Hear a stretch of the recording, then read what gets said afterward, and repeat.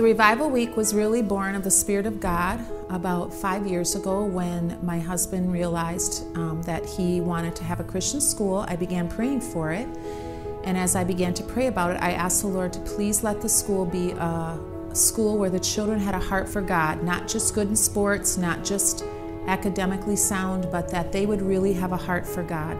And so I prayed for that for several years, and then a couple years ago when the school got ready to start, the Lord laid it on my heart to check with Mr. Pierce to see if we could have a week where we stopped all studies and just had a week of spiritual training. And so I thank the Lord for Principal, who also has a heart for God and saw that vision. And so that was how the revival came about.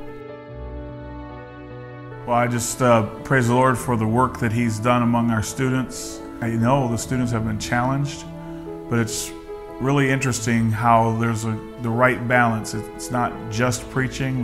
We have the videos, and we have a time that they can share what the Lord's doing in their life. And so the Lord has just used this, I think, to prompt them. And I think it's really going to be interesting to see not only how the Lord has worked in these individuals, but it's also going to be interesting to see how we'll see the effects in our church. So this week, I really felt burdened to help the teens in their devotions. A lot of times when we do accountability, they say that they don't get much out of their devotions. So what I did with them was each morning I took about 10 or 15 minutes and gave them tools that they can use to help them with their devotion. I hope that from this week the teens will be able to take from this morning devotion teaching that in future accountabilities we will hear how they're actually getting more out of the devotions. I really enjoyed this week being with all the kids. It was so fun, but yeah, I felt like it was very productive. The kids were so well behaved, even though I had them for the last 2 hours of the day and they got tired at the end. They were so attentive to the missionary story, and I had the blessing of being able to give the gospel 3 of the days, and I think there was 1 assurance of salvation and 2 salvations that took place, and that was such a blessing to my heart to watch the kids' tenderness to the Lord and their desire to be saved.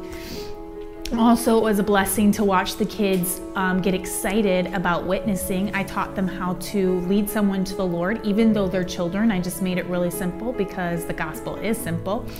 And they were so excited about it, memorizing the verses, and I could just not be more proud of our kids and their heart for the Lord. My favorite part of the revival this week was the preaching. Why? Just because it spoke to me, and I made a couple decisions that I wouldn't have made without this revival.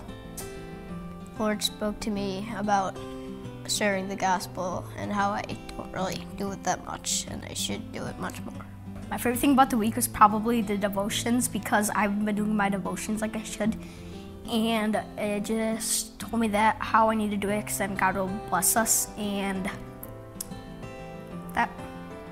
I liked the revival because I got candy and I enjoyed it. My favorite part about this week was probably the devotional. Aaron explained it a little bit at first, and then we had our alone time for about 40 minutes. It was just really helped me because I had trouble with devotions, and so it just helps me figure out a way to do my devotions, and it really helped me a lot, meditate on them. Well, my favorite part about this week was the devotions in the morning, because I always did my devotions, but I just didn't really know what all you're supposed to do, and I really liked how he showed me all the different things that you can that you do for it, and especially the prayer part and the meditation, and it was just was really nice. I really liked it. My favorite part this week was Pastor Rich. He brought a message on God's roofing crew, and the Lord really spoke to me about being committed to the gospel, being committed to His work, and the Lord's called me to preach, and the thing that spoke to me the most is how I should be committed to His word and how faithful I should be to Him, because that's really what a pastor should be like. He should be committed and faithful to God because He is His workmanship.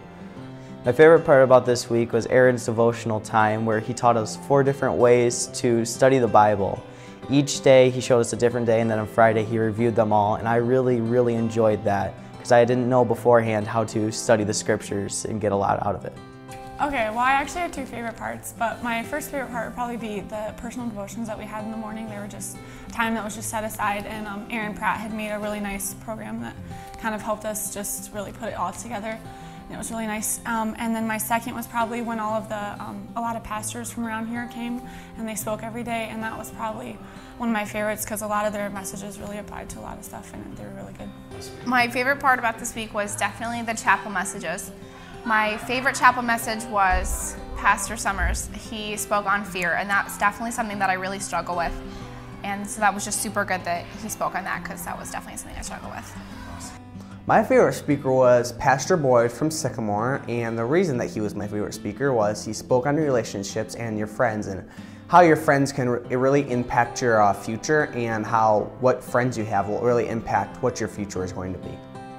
My favorite speaker was my mom. She was my favorite speaker because I liked about when she talked about truth. I realized that I needed to have more truth. Yes. My favorite speaker was Bethany. I like the stories, and it's like really fun. You can sing everything. You hear missionary stories about her. My favorite chapel speaker was Pastor Rich. I really liked what he talked about, and he was really funny. I liked him a lot. My favorite speaker this week was Pastor Adam Summers from Faith Baptist Church in Chelsea. He talked about 2 different types of fear, constraining fear and restraining fear. My favorite speaker was Pastor Summers, I guess. He was my favorite speaker because of his last name. It's really cool because his last name, and after Pastor, it's one of my aunt's names, Summer. My favorite speaker was probably Pastor Summers. He spoke on fear, and that's something that I struggle with a lot, and it was just really good to hear what he had to say. Yeah. My favorite speaker was Bethany Pratt because she taught about a missionary story, and it really spoke to me that he needed to know how he prayed like the missionary did, and he went back and got saved. Favorite speaker was Pastor Rich, of course, but also Aaron Pratt. He's really helped me these past few days. For the first part of the sessions, we start off with our devotionals, and what's really been a blessing to me is that he's really helped me. The Lord's really helped me to really meditate on His Word and really dig into His Word, and I haven't done that. A little bit before the chapel service, I noticed that the Lord was just speaking to me about witnessing, and then Brother Rich, he talked about God's roofing crew and about how he talked about different things on what you should do, and the Lord just really helped me figure out that I haven't been witnessing like I should be, and that I just gave my life to God and told Him that I will witness, and I'll give out tracts and everything for Him. So that was what He spoke to me about this whole week. This week, a lot of people spoke on witnessing and being a better witness for the Lord, and that really spoke to me. And so I really am trying to commit to the Lord and try to just really spread His word more. And I made the commitment that I would try to at least pass out like 5 tracts a week. And I know that that's small, but I'd rather start with that than not do it at all. So that really was one thing that really spoke to me this week.